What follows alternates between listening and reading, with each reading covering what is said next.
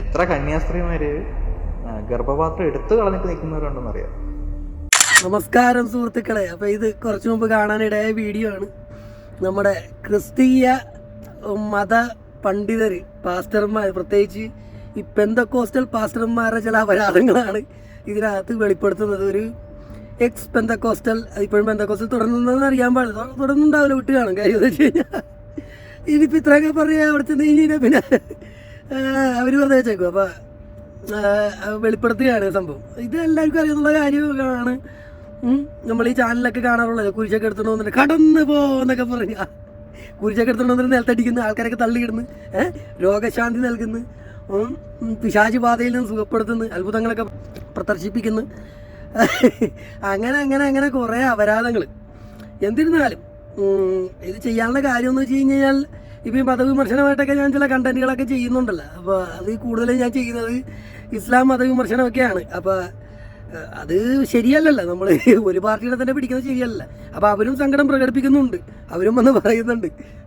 ധൈര്യം ഉണ്ടെങ്കിൽ മറ്റു മതങ്ങളെ വിമർശിക്കാൻ. അപ്പോൾ അതിനകത്ത് വലിയ കാര്യമൊന്നുമില്ല. പക്ഷേ ഉള്ള സത്യം പറയണമല്ലോ. അങ്ങനെയാണെങ്കിൽ നമുക്ക് അതും കൂടി അങ്ങോട്ട് എക്സ്പോസ് ചെയ്തേക്കാം, അത് കുഴപ്പമില്ല. എല്ലാവരും കള്ളന്മാരല്ല.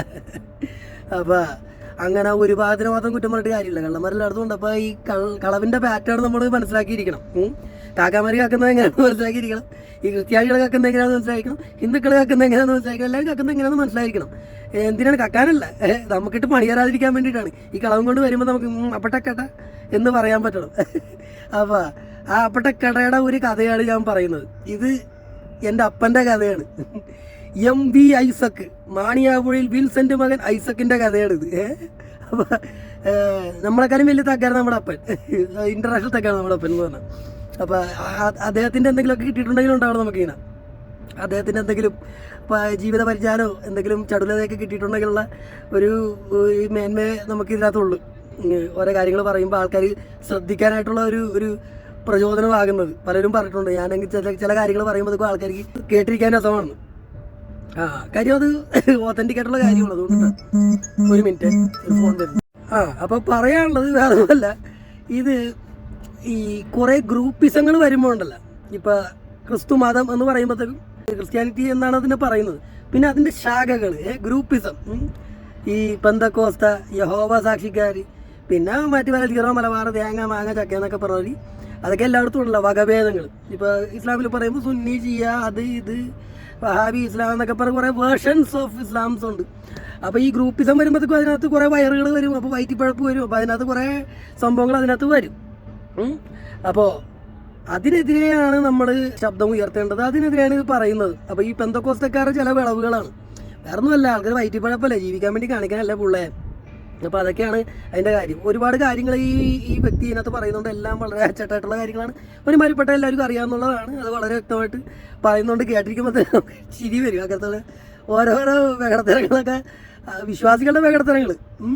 എന്നാലും പിന്നെ ഇത് മുക്കി പിടിച്ചുകൊണ്ട് നടക്കുന്ന ആൾക്കാരാണ്, അതിനുവേണ്ടി ക്യാൻവാസ് ചെയ്യാൻ നടക്കുന്ന ആൾക്കാർ. അത് കണ്ടാൽ മനസ്സിലാവാത്ത ആൾക്കാർ.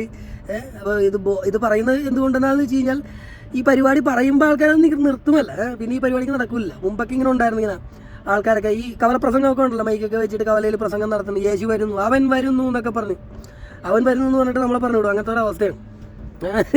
ആൾക്കാർ കൺവിൻസ് ചെയ്യണം, അതാണ്. പിന്നെ ഇസ്ലാം പോലെ ഒരു അത്രം വികടത്തരം ഇതിനകത്ത് ഇല്ല. ഇതിനകത്ത് ഇതാണ് കാശൊക്കെ കൊടുത്തിട്ടുള്ള ഒരു സംഭവമാണ്. അവിടെ എന്ത് ഒരു സോഷ്യലിസം, നിങ്ങൾക്ക് ഇരിക്കട്ടെ പറഞ്ഞ കാശ് നമുക്ക് ഇരിക്കട്ടെ ഒരു കാശ് എന്ന് പറഞ്ഞാൽ. അപ്പം അതിനകത്ത് അത് വൃത്തിയായിട്ട് ചെയ്യുന്ന ഒരുത്തൻ അവനാണ് ഇതിൻ്റെ സ്പിരിച്വൽ ലീഡറൊക്കെ ആകുന്നത്. ഈ ക്രിസ്തീയ ഇങ്ങനെയുള്ള സഭകളിൽ, പെന്തക്കോസ്തയാവോ പോലുള്ള സഭകളിൽ. എന്നിരുന്നാലും മുമ്പൊക്കെ സ്ത്രീകളൊക്കെ വരുന്നൊരു സംഭവം ഉണ്ടായിരുന്നല്ലോ, ഇങ്ങനെ ഫ്ലയേഴ്സൊക്കെ കൊടുത്തുകൊണ്ടിട്ട് ഇങ്ങനെ കവലപ്രസംഗം നടത്തുന്നവരുണ്ട്, ഫ്ലയേഴ്സ് കൊടുത്ത് വീടുകളിൽ ക്യാൻവാസ് ചെയ്യുന്ന ആൾക്കാരൊക്കെ ഉണ്ട്. ഇത് ധ്യാനം നടക്കുന്ന സ്ഥലത്തുള്ള സംഭവമൊക്കെയാണ് പറയുന്ന ആൾക്കാരെ പിടിച്ചിട്ടുള്ള സംഭവം. അതൊക്കെ ഉണ്ട്. അതൊക്കെ നമ്മുടെ അമ്മേനൊക്കെ തള്ളിയിട്ട സംഭവങ്ങളുണ്ട്, പ്രാർത്ഥിച്ച് തള്ളിയിട്ട് എന്നിട്ട് കയ്യൊക്കെ വരഞ്ഞ് കൂട്ടിയിട്ട് വീട്ടിൽ വന്ന കഥയൊക്കെ ഉണ്ട്. നമ്മുടെ അമ്മ ഇതിൻ്റെ വലിയ ആളാണ്, വലിയ സ്ത്രീകളാണല്ലോ. അപ്പോൾ അതുകൊണ്ട് വലിയ പ്രാർത്ഥനയൊക്കെ വലിയ സംഭവമാണ്. പിന്നെ അങ്ങനെ പാട്ട് പാടൽ കാര്യങ്ങളൊക്കെ, അതൊക്കെ വലിയ സംഭവമാണ്. അതൊക്കെ ഹൃദയം കൊണ്ട് ചെയ്യുന്നൊരു കാര്യമാണ്, അല്ലാണ്ട് അതിനകത്ത് തട്ടിപ്പൊന്നുമില്ല, അതിനകത്തൊരു ഇതൊന്നുമില്ല, കാശ് കൊടുക്കണ സംഭവമൊന്നുമില്ല. കാര്യം നമ്മുടെ വീട്ടിൽ തന്നെയാണ് നമ്മുടെ അപ്പൻ, ഈ പറഞ്ഞ MV ഐസക്ക്, വലിയ കുലാൻ, തുറുപ്പ് കുലാൻ. അപ്പോൾ തുറുപ്പ് കുലാനുള്ളിടത്തോളം കാലം ഇങ്ങനെയുള്ള സംഭവം നടക്കുന്നില്ല. ഒരു ദിവസം ഇതേമാതിരി നമ്മുടെ അമ്മ ധ്യാനത്തിന് പോയിരിക്കുകയാണ്, എവിടെയോ ധ്യാനത്തിന് പോയിരിക്കുകയാണ്. ഞാനും അപ്പനും മാത്രമുള്ള വീട്ടിൽ. അപ്പോൾ രണ്ട് സ്ത്രീകൾ വന്ന് ഇതേമാതിരി യഹോവ സാക്ഷിക്കാരാണ്. വന്ന് ഗേറ്റ് തട്ടി. ഇപ്പം ഞാൻ ചെന്ന് വാതിൽ പറഞ്ഞു, ഞാൻ എന്താ ആരാ ഗേറ്റ് പറഞ്ഞു കഴിഞ്ഞപ്പോഴത്തേക്കും പറഞ്ഞു ഞങ്ങളിങ്ങനെ യഹോവ സാക്ഷിക്കാരാണ്. അപ്പം തന്നെ എനിക്ക് മതിയായി, പിന്നെ എന്ത് ചെയ്യാനാ. അപ്പം അകത്തുനിന്ന് അപ്പച്ചൻ ആരാണ് എന്ന് ചോദിച്ചു. പറഞ്ഞു ഇത് ആരോ ഇങ്ങനെ യഹോവ സാക്ഷിക്കാരാണ്, അപ്പം ഞങ്ങളൊന്ന് സംസാരിച്ചോട്ടെ എന്ന് പറഞ്ഞു. അപ്പം അത്രയും പറഞ്ഞ സ്ഥിതിക്ക് അങ്ങനെ അത് വേണ്ടെന്ന് പറയാൻ പറ്റില്ല. ഓക്കെ വരുമെന്ന് പറഞ്ഞു. ഗേറ്റിങ്കൽ വന്ന ആൾക്കാരല്ലേ വിളിച്ച് അകത്ത് വന്ന് ഇരുന്ന്. അപ്പോൾ ഇങ്ങനെ കാര്യങ്ങളൊക്കെ പറയാം. അപ്പോൾ അപ്പച്ചൻ വന്ന് ഇരുന്ന്. അപ്പോൾ ഞാൻ അവിടെ നിന്ന് ഇങ്ങനെ ഇരിക്കണേ ഇങ്ങനെ. അപ്പോൾ ഇങ്ങനെ പറഞ്ഞു തുടങ്ങി. അപ്പോൾ ഓക്കെ ശരി. അപ്പോൾ പുള്ളി കേൾക്കുന്നുണ്ട് ഇങ്ങനെ. അപ്പോൾ പുള്ളിയുടെ ഒരു ഇത് വെച്ചിട്ട് നമുക്കറിയാം യഹോവസാക്ഷിക്കാരാണ് സംഭവം. അപ്പോൾ ഇവരോട് ഇറങ്ങി നിങ്ങൾ പോയിക്കോ, വേണ്ട ഇരിക്കേണ്ട എന്ന് എന്നെ പറയുമെന്നാണ് നമ്മൾ വിചാരിച്ചത്. പക്ഷേ പുള്ളിയൊന്നും പറഞ്ഞില്ല, പുള്ളി ഇരുത്തി. അങ്ങനെ എന്താ സംഭവം, ഞങ്ങൾ ഇങ്ങനെ ഇന്ന സഭയിൽ നിന്ന് വരികയാണ്, അതാണ് ഇതാണെന്നൊക്കെ പറഞ്ഞു. എന്നാൽ ശരി എന്നാൽ അവിടെ നിന്ന് തുടങ്ങി. ഈ രണ്ടും കൂടി കോർസ് പാടുന്നവർ തുടങ്ങിയിട്ട് ഓരോ സംഭവങ്ങൾ വാചനങ്ങളൊക്കെ പറയാൻ തുടങ്ങി. പുള്ളി അവിടെ നിന്ന് ഇങ്ങനെ കേൾക്കുകയാണ് ഇങ്ങനെ. അപ്പോൾ ബൈബിളിൽ ഇതൊക്കെ ഉണ്ടെന്ന് പറഞ്ഞു. അപ്പോൾ ഉടനെ ബൈബിൾ എടുക്കുക. അപ്പോൾ ഉടനെ എൻ്റെ അടുത്ത് പറയാം ബൈബിൾ എടുത്ത്. അപ്പോൾ ഞാൻ ബൈബിൾ എടുത്ത് ഓക്കെ ഇന്ന ഇന്ന സംഭവം വായിക്കാം. അപ്പോൾ ഞാനിങ്ങനെ വായിക്കണം ഇങ്ങനെ. അപ്പോൾ ഇത് പിന്നെ ഇവരുടെ ബൈബിൾ എടുത്തിട്ട് വേറെ സംഭവം. എന്നിട്ട് പിന്നെ ഒരു ക്ലാസ്സാണ്, ഒരു 3/4 മണിക്കൂറിലേറെ നിലം തൊടാതെ ഇങ്ങനെ സംസാരിച്ചുകൊണ്ടിരിക്കുകയാണ്. ഞങ്ങളൊന്നും മിണ്ടല്ല. ഞങ്ങളിങ്ങനെ അപ്പനും മകനും കൂടി ഞങ്ങളുടെ മുഖത്തോട് മുഖം നോക്കണം. ചില പഞ്ചികളൊക്കെ വരുമ്പോൾ ഇങ്ങനെ അവിടെ വരുമ്പോൾ. അപ്പോൾ എല്ലാത്തിൻ്റെ അവസാനം പറഞ്ഞ് തീർത്തിട്ട് അപ്പം ഇപ്പം എന്താണെന്നാണ് പറയുന്നത്. അപ്പം ചോദിച്ചു, അല്ല ഞങ്ങൾ യഹോവ സാക്ഷിക്കാരാണ്. അപ്പം അല്ല ഞങ്ങൾ ഇതിൻ്റെ ഇത് പരിവർത്തനത്തിന് വേണ്ടി വന്നേക്കാണ്, ഞങ്ങൾ അതിൻ്റെ പ്രചരണത്തിന് വേണ്ടി. ആ പ്രചരണം ഇപ്പോൾ കഴിഞ്ഞില്ലേ, ഇനി എന്താണ്? അപ്പോൾ പറഞ്ഞു അല്ല നിങ്ങൾ ഇങ്ങനെ ഇതിൻ്റെ അകത്തേക്ക് മാറുവാൻ താല്പര്യപ്പെടുകയാണെങ്കിൽ അങ്ങനെ അതാണ് പ്രശ്നം. ഞങ്ങൾ കത്തോലിക്കരായിട്ടാണ് ജനിച്ചത്. അപ്പോൾ ഇനി അതുകൊണ്ട് വലിയ ഉപകാരങ്ങളൊന്നും ഉണ്ടായിട്ടില്ല. എന്നാലും ഇനിയിപ്പോൾ വലിയ ഉപകാരം വേറെ എവിടെയെങ്കിലും ഉണ്ടെന്ന് വിചാരിച്ചിട്ട് മാറാനും നമ്മൾ ഉദ്ദേശിക്കുന്നില്ല. എന്തായാലും ജനിച്ചു പോയില്ല ഇതിനകത്ത്. അങ്ങനെ മരണം വരെ ഇങ്ങനെ തന്നെ അങ്ങോട്ട് പോട്ടെ.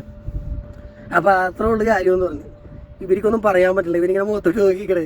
അപ്പോൾ മറ്റേ ഒരു പടം ഉണ്ടല്ലോ, എന്താണ് യോബിൻ്റെ പുസ്തകം, അതിനകത്ത് മറ്റേ ലാല് പറഞ്ഞവര് പെമ്പറന്നോത്തി ഇല്ല അല്ലെങ്കിൽ ചായ തന്നിട്ട് വിടുമെന്ന് പറഞ്ഞവര് അത് ആദ്യം അടിച്ചത് എൻ്റെ അപ്പനാണ്. ആ ഡയലോഗ് ആദ്യം അടിച്ചത് ഞാൻ കേൾക്കുന്നത്, ആദ്യം അടിച്ച് കേൾക്കുന്നത്.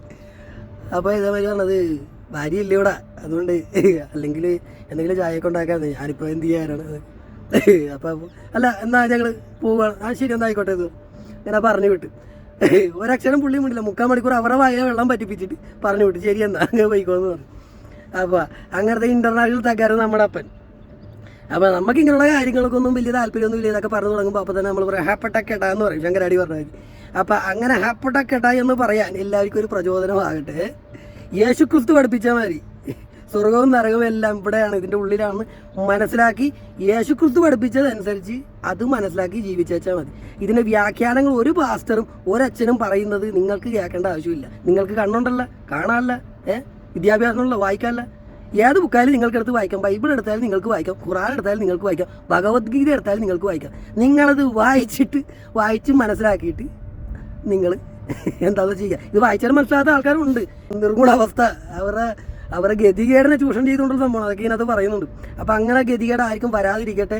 സ്വർഗവും നരകവും മാലാഖയും ഒക്കെ എല്ലാം ഉള്ളിലാണ്. ഉള്ളിൽ നിന്ന് ഉള്ള ഒതൻറ്റിസിറ്റിയും ഫ്രീക്വൻസിയും ആണ് നിങ്ങൾക്ക് മാലാഖനെ കൊണ്ടുവരുന്നതും ചെകുത്താനെ കൊണ്ടുവരുന്നതും ഒക്കെ. ആ ഒരു ഓർമ്മ എല്ലാവർക്കും ഉണ്ടായിരിക്കട്ടെ. അതിനുള്ള ബുദ്ധി ഉണ്ടായിരിക്കട്ടെ, വായിച്ചിട്ട് മനസ്സിലാക്കാനുള്ള ബുദ്ധിയും കൂടി ഉണ്ടായിരിക്കട്ടെ മനുഷ്യർക്ക്. അല്ലാണ്ട് വല്ലയിടത്തും കിടന്ന് ഓലി എടുത്തിട്ടാ, കുരിശെടുത്ത് അടിച്ചിട്ടാ, ആൾക്കാരെ പിടിച്ച് തള്ളിയിട്ടിട്ടാ, കുളക്കടവിൽ വീടുള്ള തോമസ്, തളർന്നു കിടക്കണ തോമസിനെ എഴുന്നേപ്പിച്ച് നടത്താൻ വേണ്ടി പൊക്കിക്കൊണ്ട് വന്നിട്ടാ ഒന്നും കാര്യമില്ല. ഇതൊക്കെ മാർക്കറ്റിംഗ് ആണ്, എല്ലാവർക്കും അറിയാവുന്നതാണ്. എന്നാലും പാവപ്പെട്ട നിർഗുണപരമായിട്ടുള്ള ജനങ്ങൾക്ക് വേണ്ടി ഒന്നുകൂടി